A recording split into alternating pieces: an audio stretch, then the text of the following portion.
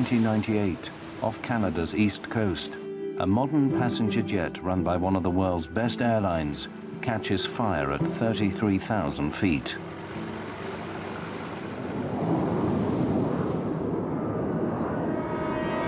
Swissair 111, we are dumping fuel now, and we must land immediately. In its final 6 minutes, communications from the cockpit cease. It's burning already!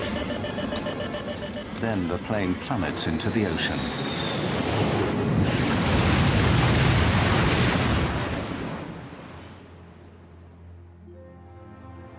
"229 people are dead.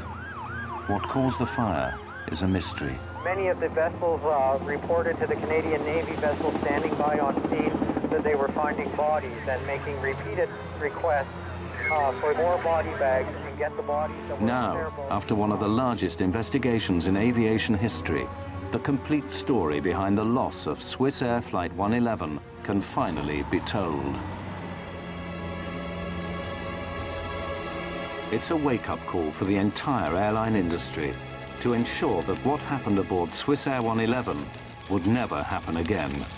This accident investigation was a unique opportunity to assess the materials in airplanes. And the problem is not only just the stuff that can burn, but the fact you can't see it. When you really have fire on board, the clock is running against you.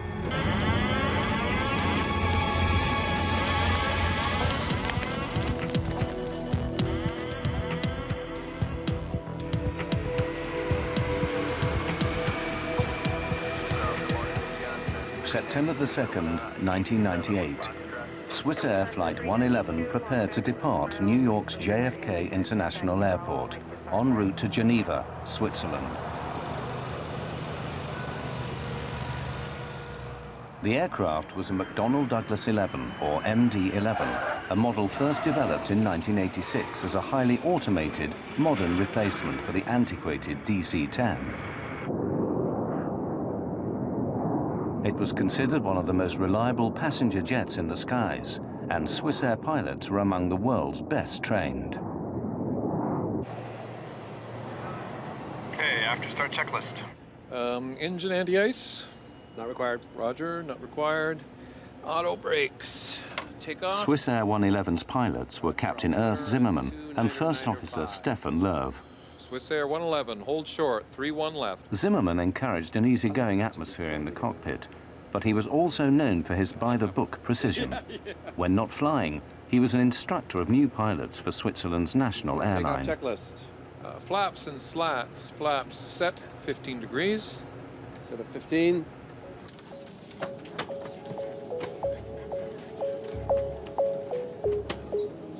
On board were 215 passengers, 12 crew, and 2 pilots. Most were French, American, or Swiss.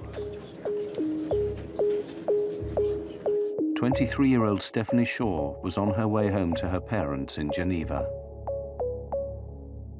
Stephanie was blessed in many ways. She was physically very attractive. She was an intelligent girl. The reason she went to New York was that she had been invited to become a member of the World Economic Forum, which is based in Geneva, and she wanted to have this trip before she joined. She was a darling, an absolute darling. 8:18 p.m. Swissair 111 Heavy, clear for takeoff. Cleared for takeoff. Roger, Swissair 111. For safety, the Swissair pilots push the throttles forward together, ensuring no single pilot can botch a takeoff. VR. V2. Swissair Flight 111 lifted off and made her way northeast, toward the open Atlantic. For the first 15 minutes after takeoff, there was no communication from Swissair 111. It was an unusual, small detail that would later baffle investigators. Well, it does happen occasionally. They had not yet reached what we call the North Atlantic track system, where then you're not really usually in radio contact. So I thought it was a little abnormal, but it appears it was just nothing more than a mistaken radio frequency. When the guy dialed it in and swapped over the radio, he had put in the incorrect frequency, and evidently just, you know, they didn't make another attempt at contacting someone. It was strange, and I agree with you. It was kind of like, whoa, that's interesting.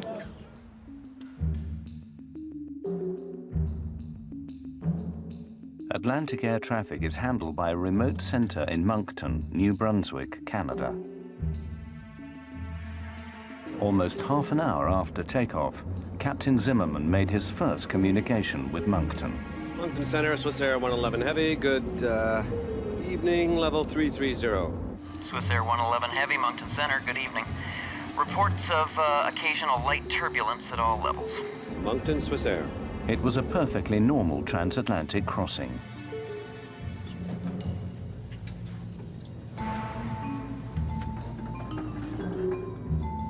In first class, Swissair passengers were among the first in the world to have a personalized, in-flight entertainment network. Though now common, the system was an innovation in 1998. Passengers could choose their own movie, browse the internet, and gamble. They evaluated the market, and they thought that introducing a modern in-flight entertainment system combined with a gambling system, so that passenger actually can use their credit card and gamble during long-range flights, would make them more attractive. This luxury would be the source of controversy to come.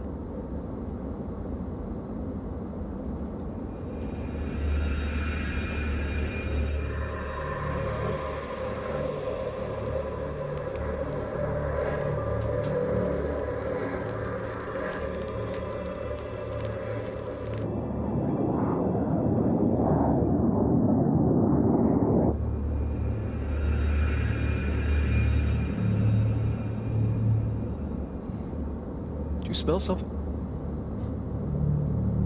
Yeah, what is that? Go have a look, I'll take the controls. Roger, you have control.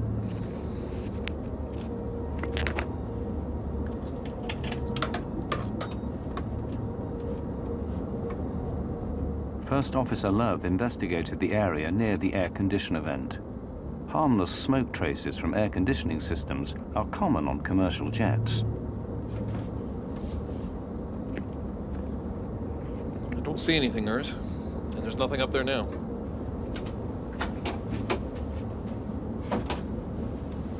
You hailed for me, Captain? Stefan and I were sure we smelled smoke a few seconds ago. Can you smell anything? I smell it too, yeah. Could you smell in the cabin before you came in? No, definitely not. They agreed that the air conditioner was the likely culprit. Can't see it or smell it anymore. Air conditioning, is it? Yeah. Please close it, thanks.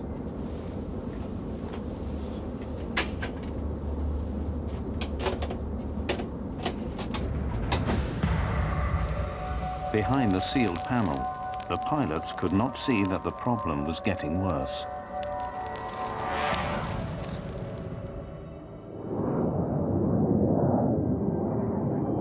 Less than 45 seconds after smoke disappeared in the cockpit of Swissair 111, it returned.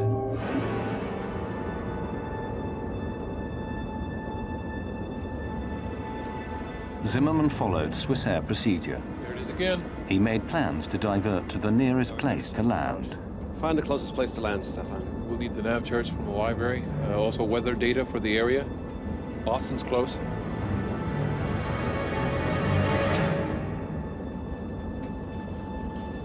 It's not doing well at all up there. Zimmerman radioed air traffic control in Moncton, New Brunswick. Moncton Center, Swissair 111 Heavy, good evening. United 920 Heavy, Moncton Center, good evening. The controller dealt with another aircraft before responding to Swissair. Other aircraft calling, say again. Swissair 111 Heavy is declaring pan, pan, pan. We have smoke in the cockpit. Request immediate return to a convenient place, I guess. Boston. Pan, pan, pan is an international term used to notify air traffic control of an urgent situation. one step below declaring Mayday. You say to Boston you want to go? I guess Boston. We need first the weather there. We are starting right turn here, Swissair 111 Heavy. Swissair 111, roger, and descent to flight level 310. 310. 310, Swissair 111 Heavy. This is the first interview with one of the air traffic controllers in Moncton. My name is Bill Pickerel, and on September 2nd, 1998, I was one of two Halifax terminal controllers working the evening shift. The pan in any kind of a special condition is usually dealt with as an emergency, and this in fact was dealt with that way. The aircraft was immediately given priority, and the high-level supervisor initiated a call to the Rescue Coordination Center. Pickerel's colleague determined that Swissair 111 was just 66 nautical miles from Halifax and 300 from Boston. But Captain Zimmerman had chosen an airport he knew. A lot of times when you're having a problem, you would rather be dealing with an issue where you're much more familiar with the airport, because that relieves a little stress on you. This is his initial problem. He's sitting there, he's looking up there, and he's trying to think, well, I got smoke here. Now, what does it mean? Let's see, where are we? Where's the closest place I can go to that I can talk to a Swissair mechanic? Boston.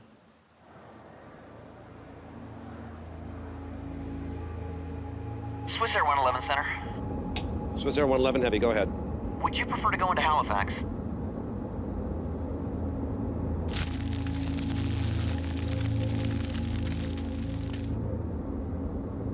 Or is we better put the mask on? Stand by.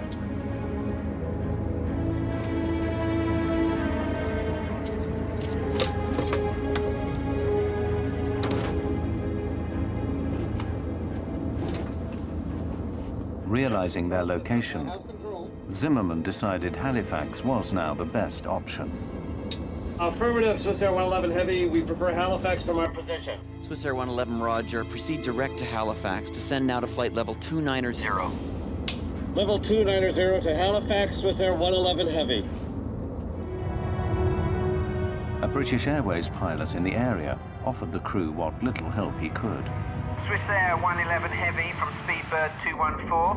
I can give you the Halifax weather if you like. Swissair 111 Heavy, we have the oxygen masks on. Go ahead with the weather. It's the 300 Zulu weather. Swissair 111 commenced its descent to below 30,000 feet. The pilots calm and in control. It would take about 20 minutes to reach Halifax. 80, over. Roger, Swissair 111 Heavy, we copy 2980. Swissair 111, you're cleared to 10,000 feet, and the Halifax altimeter is 2980. Swissair 111 Heavy, 2980 at 10,000 feet. And Swissair 111, can you tell me what your fuel on board is? Stand by for this.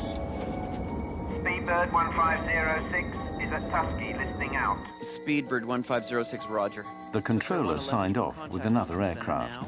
His jurisdiction was high-altitude flights.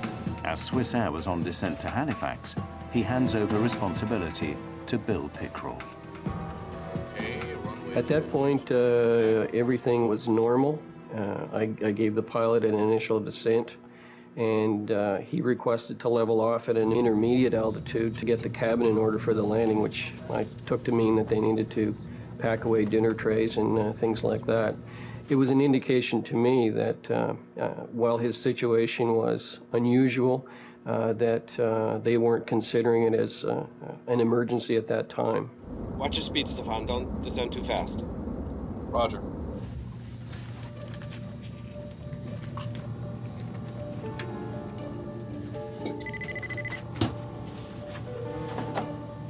Yes, Captain. We have smoke in the cockpit here. Have the cabin crew prepare for landing. We'll be setting down in Halifax in about 20 minutes. I'm about to start the checklists here. Yes, Captain Zimmerman. Zimmerman had two checklists for smoke in the cockpit. To complete both would take 20 minutes. This was Swissair company policy. In the meantime, Love continued the descent into Halifax.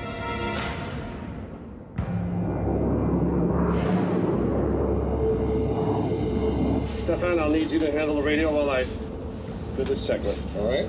119er, point 2 for the Swissair 111 Heavy. Roger. Swissair 111 was now at about 25,000 feet. Pickrell advises them to descend to 3,000. But First Officer Love said he'd rather fly at 8,000 until the passenger cabin was cleared. 050. Swissair 111. Their attitude underscored the sense of control in the cockpit. 979. From my point of view, it gave all initial appearances that it should be a fairly straightforward operation, that assuming that everything happened normally, the aircraft would require a minimum of handling to lead them into Halifax. Swissair 111, you can descend to 3, level off at an intermediate altitude if you wish, just advise. But Pickrell was concerned the plane was not coming down fast enough. It appeared that the aircraft might have been a little bit high, and I wanted to ensure that the pilots were aware of how far they were from the airport, how many miles they had to fly, so that they could judge their own descent and make their decision about what they wanted to do. Roger. At the time, we descend to 8,000 feet, and we are clear at any time to 3,000 feet. I keep you advised. Okay, can I vector you to set up for runway 06 at Halifax? Roger. Vector for 6 will be fine. Swissair 111 Heavy. Swissair 111, roger, turn left heading of 030. Left heading 030 for the Swissair 111 Heavy.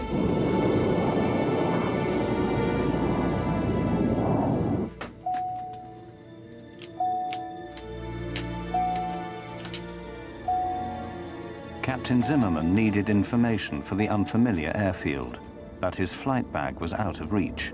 He summoned the flight attendant to help. You hailed me, Captain. For 2 minutes now. I need that flight back there. It's got the approach charts for Halifax.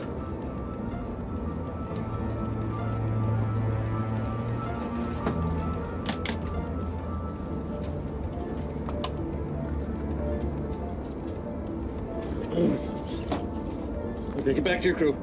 Yes, Captain.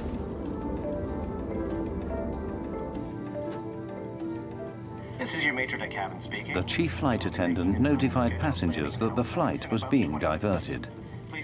There was no panic. The plane was flying normally, and there was no sign of smoke in the cabin. Swissair 111, the localizer frequency is 109.9. You've got 30 miles to fly to the threshold. We're going to need more than 30 miles. But still at more than 20,000 feet, Swissair 111 was too high to make a landing in just 30 miles. The frequency is 109.9 for the localizer. Okay, roger, 109.9, and we are turning left, heading north, Swissair 111 Heavy. And we've got to dump fuel. Agreed. So far, communications from Swissair had been calm. Still, Moncton Centre initiated emergency efforts at Halifax Airport.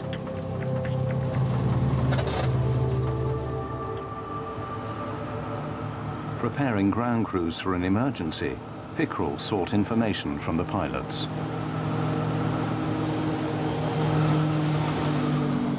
Swissair 111, you have time. Could I have your number of souls on board and your fuel on board, please, for emergency services? Roger. At this time, fuel on board is 230 tons. We have to dump some fuel. May we do that in this area during descent? Pickrell was surprised to learn so late that Swissair 111 needed to dump fuel. At that point, it became more of a complicated situation. In fact, with every transmission after that, it became more and more complicated. Pickrell considered his options for a safe place that wouldn't take the aircraft too far from Halifax. He decided to direct the plane over St. Margaret's Bay, about 30 miles from the airport. The other choice, if he had said he needed to stay close, was to start the aircraft in a right-hand turn to set him up for any of the other runways. I had to keep him flying in a circle or a constant track so that he wouldn't fly back into his own fuel, which would have been not good. Dumping fuel is standard procedure. A fully fueled passenger jet is too heavy and could break up on landing. Are you able to take But co-pilot Love wondered if, given their situation, they might forgo the regulations. They want us to turn to the south. Should we just forget about dumping and just land? No, dump it. Okay, we are able for a left or right turn to the south in order to dump. I initiated the vector back toward St. Margaret's Bay to start him in that direction. It indicated to me that, again, it wasn't a critical situation on board, that in fact he did have time to be able to go back and dump his fuel over the water. Swissair 111, roger. Turn left heading of 200 degrees and advise me when you're ready to dump. It will be about 10 miles before you're off the coast. We will still be within about 25 miles of the airport. Roger, we are turning left, 200. In that case, we are going to descend to only 10,000 feet in order to dump the fuel. Roger, maintain 10,000. I'll advise you when you're over the water. It will be very shortly. Roger. While Zimmerman continued with his checklist, Lerv accidentally transmitted to Bill Pickrell in Moncton. Are you in the emergency checklist for air conditioning smoke? Yes. Swissair 111, say again, please. Sorry, that was not for you. Swissair 111 was asking internally. Okay. Airspeed is decreasing below 306. Level off speed here. Just fly the plane as you see fit, Stefan. Swissair 111, continue left heading 180. You'll be off the coast in about 15 miles. Left heading 180, roger. Swissair 111 and maintaining at 10,000 feet. Roger. Cabin bus off. Cabin bus off, roger. The cabin bus switch knocked out all the lighting in the cabin. It was an indication for the passengers that something was wrong, but hardly alarming. Ladies and gentlemen, we have temporarily lost the lights in the cabin. Please remain calm. The crew will be coming around with flashlights to assist in landing. Despite a cockpit filled with smoke, there was still no trace in the passenger cabin.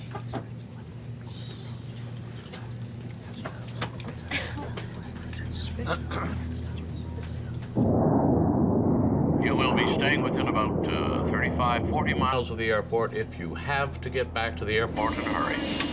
Okay, that's fine with us. Please tell us when we can start to dump the fuel. Suddenly, the aircraft sent out a warning that the smoke was a sign of a more serious problem. Autopilot, disconnect. Copy that, autopilot, disconnect. Swissair 111. The autopilot disconnected because the plane's computers sensed erratic readings. In the next 90 seconds, those readings went haywire. 11,000 and 9,000 feet. Swissair 111, you can block between 5,000 and 12,000 if you wish. One by one, the instruments failed. The calm in the cockpit dissolved. Copy that. We are cleared between 12 and 5,000 feet. We are declaring emergency now. Swissair 111 at time 0124.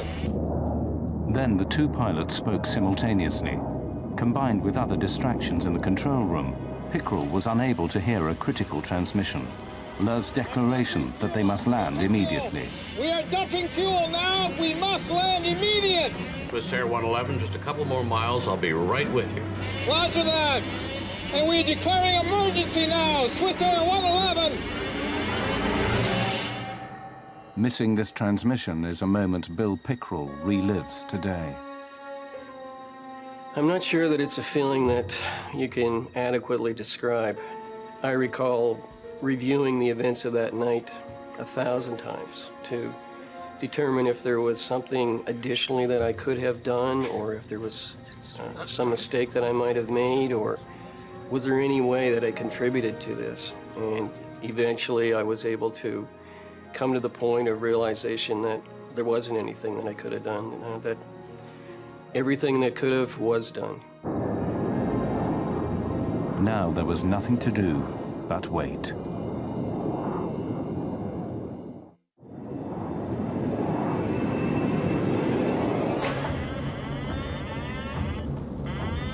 "30 seconds after declaring an emergency, the pilots of Swissair 111 faced an inferno.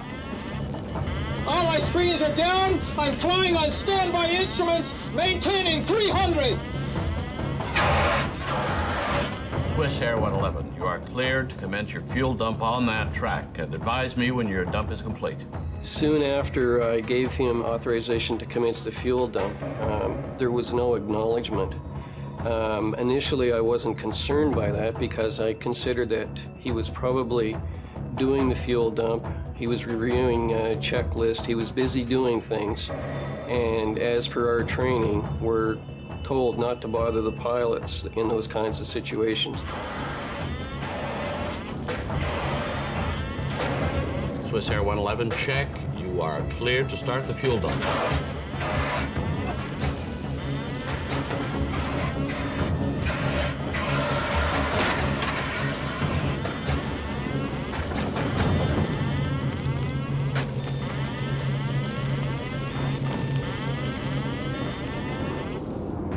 There was no further communication from the aircraft.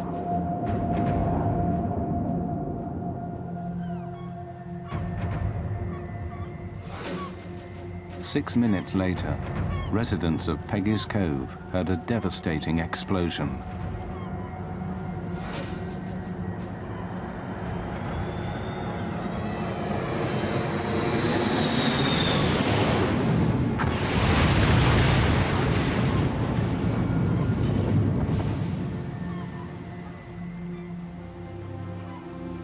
No one knew what had happened to 229 people after 6 minutes of silence.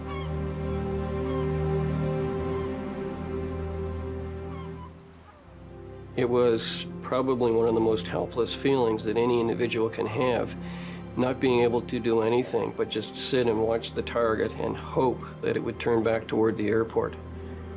And of course it didn't.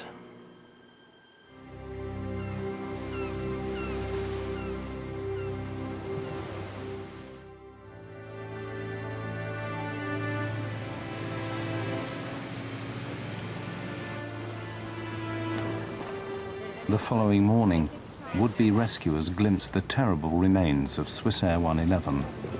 Only one body was discovered intact.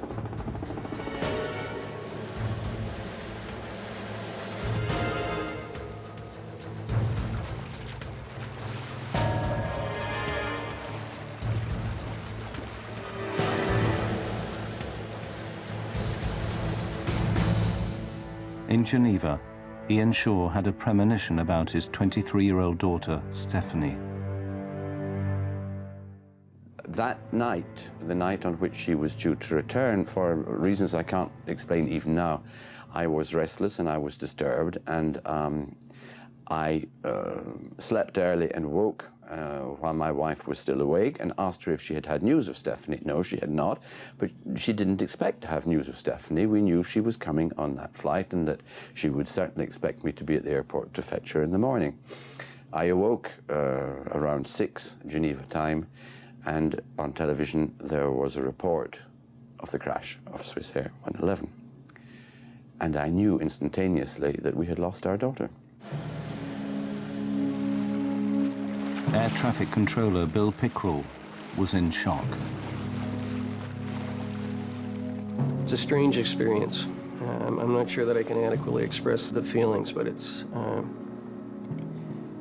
you work to provide a service, and you read about aircraft flying into a mountain or ending up in a swamp in some distant country, but you never expect that it's going to happen in your backyard. And when it does, it's kind of a lonely experience, I guess, in one sense. The Transportation Safety Board of Canada launched what would become the largest disaster investigation in the nation's history. They only knew Swissair 111 experienced a cockpit fire, but what caused it remained a mystery.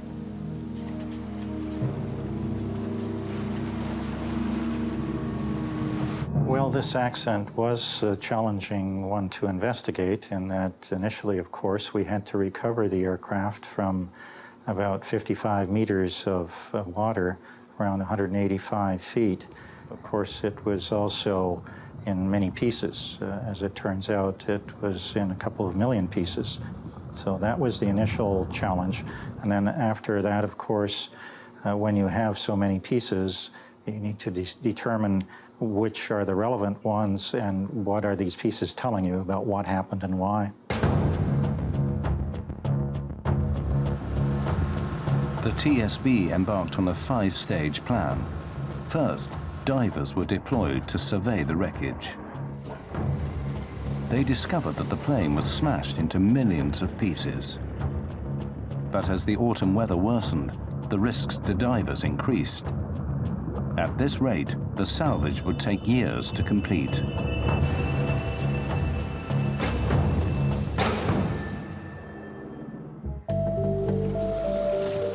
Stage 2. With help from the United States Navy, remote-operated vehicles began a more detailed search. The ROVs helped investigators survey the site. But the question remained: how to recover tiny pieces of twisted metal from the bottom of the sea? We have to go through little bits of airplanes, little pieces. In Swissair, we've had about 2 million pieces of airplane, and we pretty much almost had to look at them all because we had to discredit certain things, terrorists, bombs, various other types of faults. The TSB's investigators finally got the breakthrough they'd been seeking: the black boxes. Recordings of cockpit and computer data told investigators that everything on the plane was working perfectly until the last few minutes. When the crew declared the pan, that they had smoke in the cockpit, after going through all of these parameters, we found no anomalies or no problems in any of that flight data that suggested there was a problem with the aircraft. So this led us to believe that the crew had a relatively operational aircraft. Aside from the smoke in the cockpit that they noted, everything else appeared to be working fine. And as they were making their plan to descend the aircraft, they experienced a series of systems failures that were in rapid succession and exponential. Copy that. Autopilot disconnect. Swissair 111, we must fly manually now. Mike Poole's CVR team then faced a serious setback. The last 6 minutes on both flight recorders were missing. You're losing systems rapidly on the airplane in that 90-second period that things are happening very fast. And one of the last things we know about was the 2 recorders went offline. So the fire has presumably breached the lines, breached the sources to these recorders and has stopped them. With the failure of the black boxes, investigators were no closer to learning how or where the fire started on Swissair 111.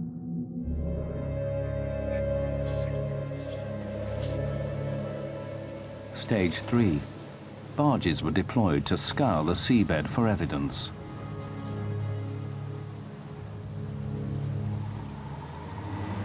One by one, sad remnants of the airplane reached the surface. Her engines were recovered. Then the landing gear. These were among the largest pieces of Swissair 111 to be recovered. The rest were mere fragments, dredged up in a painfully slow process. Stage 4. A nearby military hangar provided a makeshift lab for the growing team of forensic investigators. Representatives from the American NTSB, Boeing, Swissair, and the Royal Canadian Mounted Police joined in the search for answers.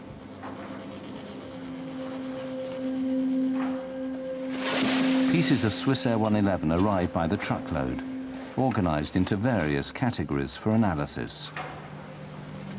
Soon the hangar was stacked to capacity with the biggest jigsaw puzzle in aviation history. All the investigators knew for sure was that an initially small cockpit fire suddenly turned to catastrophe.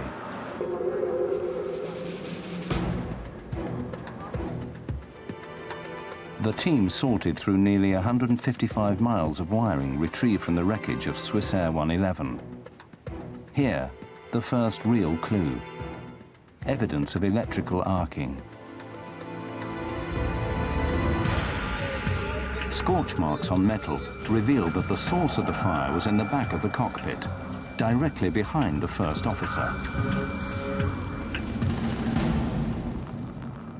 By examining the aircraft's wiring plans, investigators found a likely suspect: the entertainment system in first class. The system had some major deficiencies. It was getting very hot. It drew a lot of power. And thereby, for example, raising the cabin temperature considerably, because it was always running.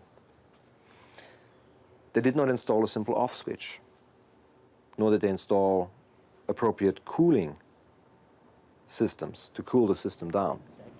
The TSB's investigators finally thought they had the breakthrough they'd been seeking.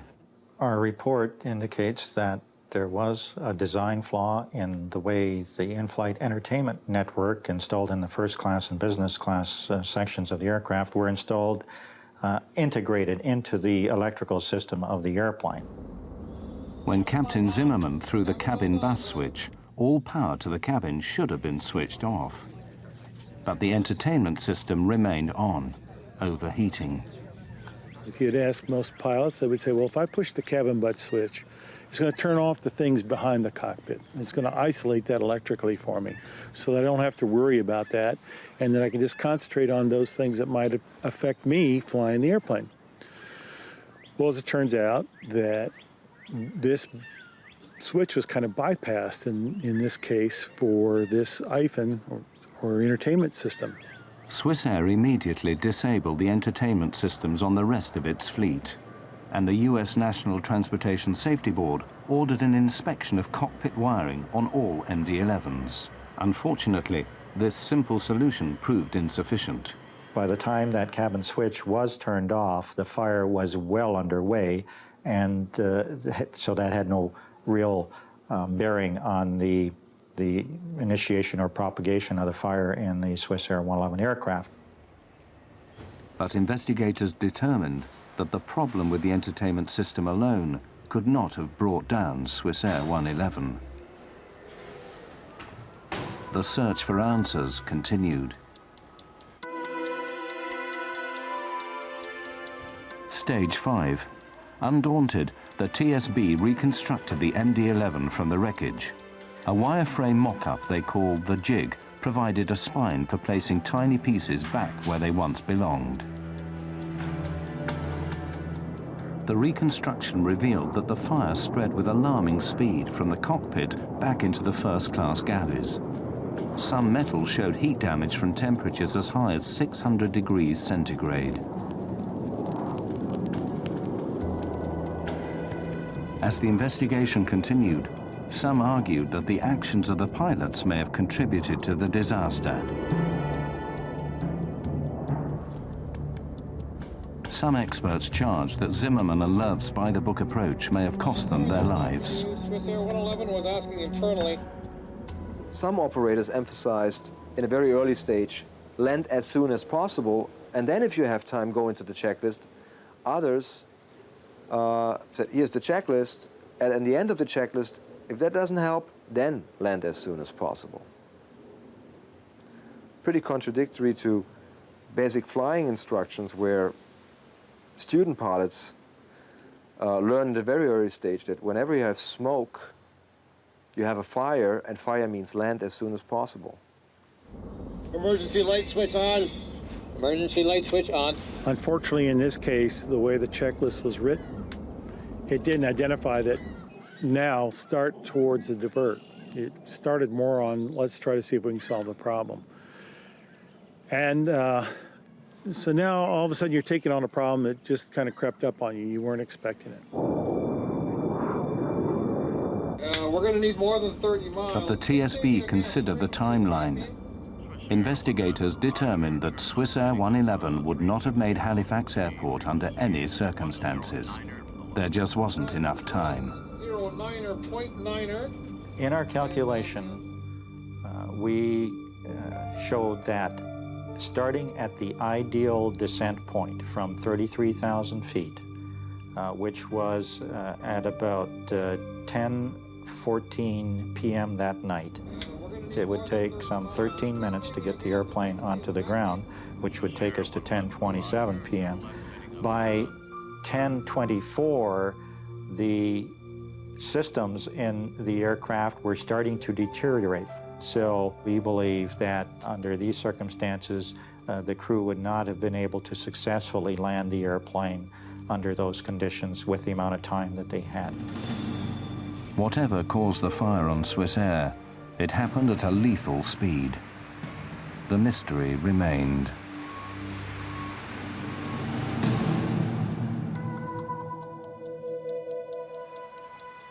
A year passed, then another ambitious operation began.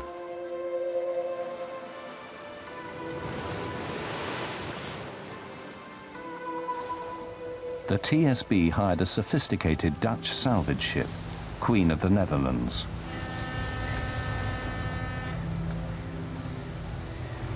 The vessel has a gigantic vacuum system, capable of dredging even the tiniest pieces of Swissair 111 from the ocean floor.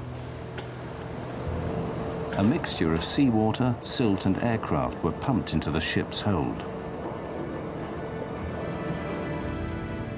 This cargo was then pumped into a specially constructed reservoir on shore. When the water drained away, investigators found another 1 million pieces of the aircraft. Any one of them may have held the clue to what caused the catastrophic fire.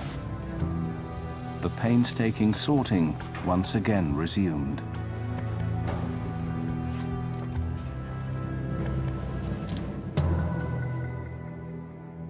Finally, after 15 months, they found what they'd been seeking: a single faulty wire. We looked at all of the possible sources of heat that might start a fire in that area. And in this instance, we did discover a wire that arced in that way. And right next to it was some very flammable material called metallized polyethylene terephthalate covering material that covers the insulation blankets. This polyethylene insulate, which lined the MD-11, is common on commercial airlines worldwide. It has passed the industry's flammability tests that require materials to self-extinguish after a reasonable period of time. The investigation now took an abrupt turn. Instead of seeking the cause of the fire, the TSB now focused on the flammable materials that fueled it. This thermal-acoustical material that was in this aircraft was very flammable. Even though it passed a test, it does sustain and it does propagate flame. So this investigation did focus on the flammability of materials and the requirement to reassess the criteria that is used to certify materials, not just thermal-acoustical insulation blanket material, but also other materials that goes into aircraft, much of it in hidden areas. Investigators now had their answer. A wire arced in a closed space behind the cockpit. The arc ignited the insulation, which in turn lit other materials, such as foams and plastics. The pilots could not sense how quickly the fire intensified, but 14 minutes after they declared pan, pan, pan, the fire disabled all electronics in the cockpit. The black boxes went dead. A forensic examination also shed light on the desperate final minutes in the cockpit. Love was in his seat. Captain Zimmerman was not, likely fighting the fire and probably dead before impact. The first officer was probably trying to find a place where he could put this big airplane. He just didn't have a lot going for him. He didn't have a lot of instrumentation left. And I'm sure he was looking for something, some indication that would give him an idea of where he could put the airplane down, maybe even ditch the airplane. What is known is that the first officer was in his seat. Whether he was unconscious, conscious, maybe had severe degree burns on his skin, it's not known. We know the captain was not in his seat, so very likely he was trying to fight the fire. That the checklists were found molten together, the pages, indicates that they were used to fight a fire. At 10:30 Halifax time, Love shut down engine 2. Investigators determined that he probably received a warning the engine was on fire. Chillingly, it proved that Love was alive a minute before impact. They could not determine whether the passengers were aware of the fire, at least until the very final moments. There were traces found of soot and smoke extending as much far to the business class overhead area. Whether the passengers have smelled the smoke, it's not known. DNA analysis showed that they had no residue in their body. The aircraft hit the water with a force of 350 Gs.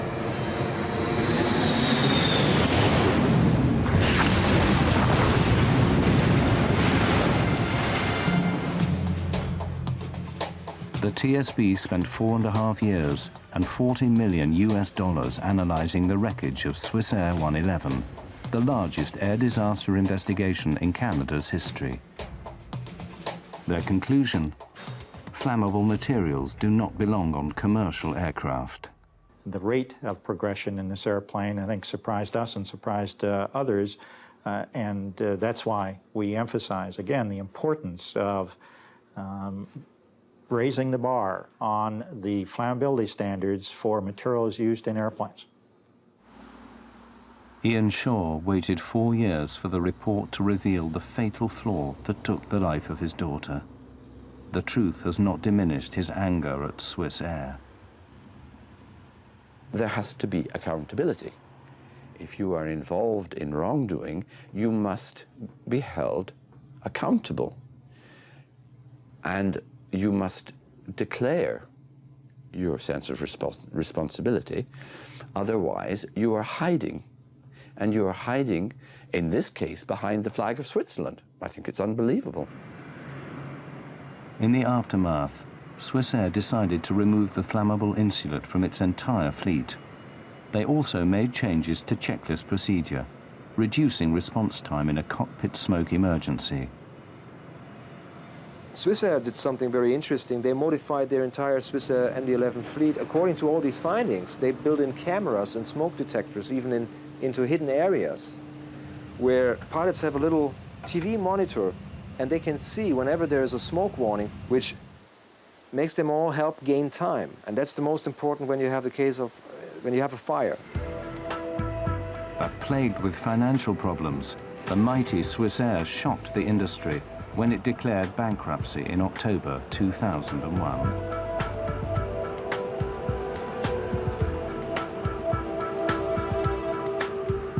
The flammable insulation that set Swissair ablaze remains in 2/3 of commercial airplanes today, but not for very much longer. The metallized polyethylene terephthalate material has been essentially banned from aircraft, and the criteria to certify that kind of material for use in airplanes has been worked on. It has not been put into law as yet, but we look forward to that being done, so the criteria is more stringent. The U.S. Federal Aviation Administration has given a deadline of 2005 to remove the material from all commercial aircraft. This major overhaul is designed to ensure that what took place on Swissair 111 will never happen again. The industry is trying to remove it, but I don't think they're removing it as quickly necessary as they could. There's always that battle. How expensive is it to do something that's replacement, or are you going to replace it in an airplane you're going to throw away in another couple years? We have to live within certain economic realities.